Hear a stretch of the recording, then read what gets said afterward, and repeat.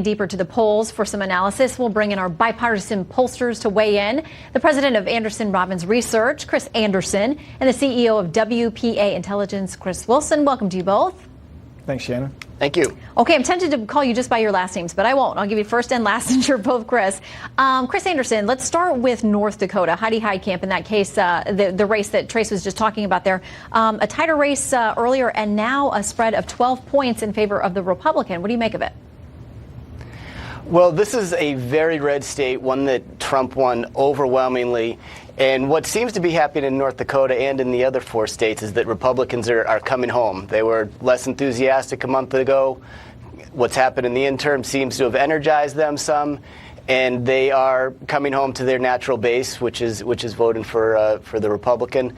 North Dakota does appear that out of these five races that we looked at to be the one that might be getting out of reach for Democrats, for the Democrat there at this point. Okay, so Chris Wilson, let's talk about a couple of these others. In Tennessee, that race there has been pretty consistently, pretty tightly matched, but now Phil Bredesen lagging 5 points behind Marsha Blackburn. She's long been a President Trump supporter, made no hesitation about that.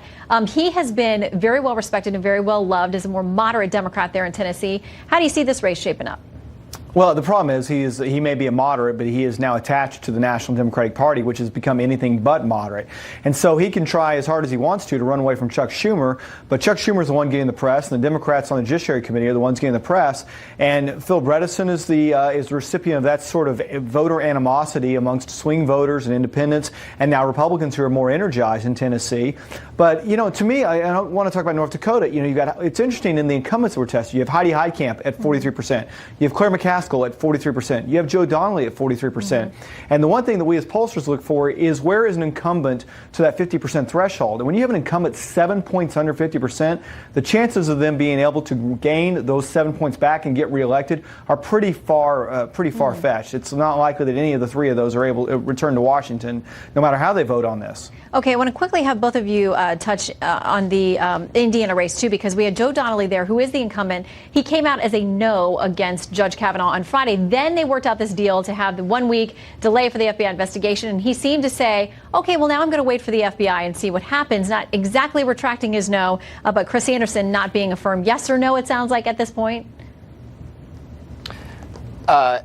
So Indiana is the one race where we saw move towards the Democrat since September.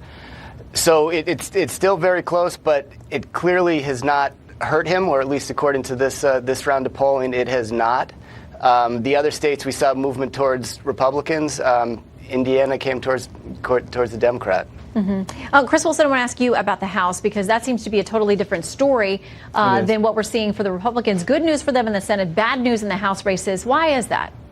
You know, it's a tale of two territories. Right now, Democrats are having to fight on Republican turf. And as Chris Anderson mentioned, you know, you look at North Dakota. That's a state Republicans won, that Donald Trump won overwhelmingly. He won Indiana. He won West Virginia. He won Montana. He won. I mean, you can kind of go through state by state where Republicans are fighting for Senate seats that they're likely to pick up, and those are Republican states. Conversely, where you have two different types of House seats that are up. You have the suburban House seats that really where the map doesn't work out really well for Republicans. Those races and those seats have been trending Democrat for a while. What I do see, though, is the rural sort of a little bit ex-urban type of House seats. Those are ones that Republicans are starting to gain ground back in. So I'm not going to, it's too close to say that whether Republicans are picking things up, but it is moving. It's definitely an uphill map. Okay. All right. Chris Anderson and Chris Wilson, thank you both very much.